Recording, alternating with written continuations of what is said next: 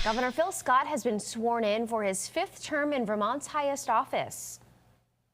Present to you the Governor of the state of Vermont, Phil B. Scott.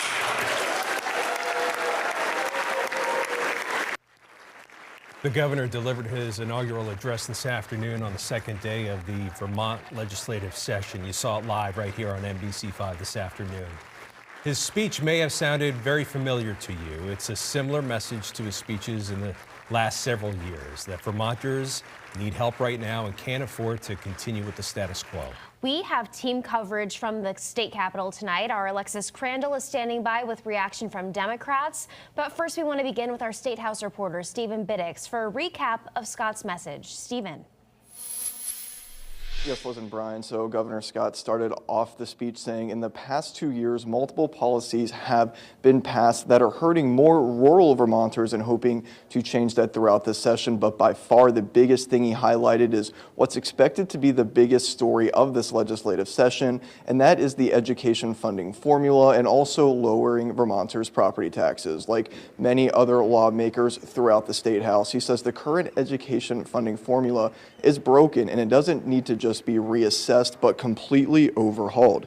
His administration plans to outline their fix in a couple weeks during his budget address, which will include a new funding formula, simpler structure, and make education better while also more affordable, he says.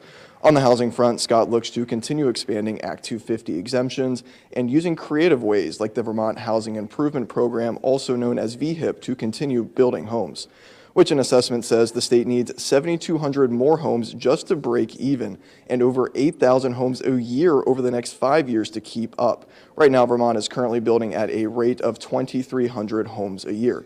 Scott says more housing brings more taxpayers and more affordability, which is a combination that will help all because the aging demographic of the state is also adding to making everything more expensive.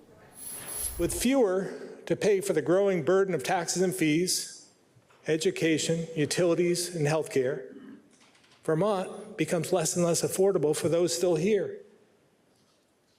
And as competition for a limited workforce pushes wages up, everything is getting more expensive.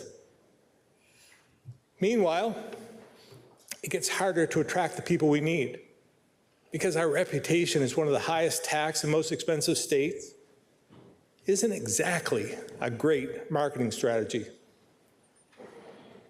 It's clear you cannot separate affordability and demographics, so both need to be at the center of all we do.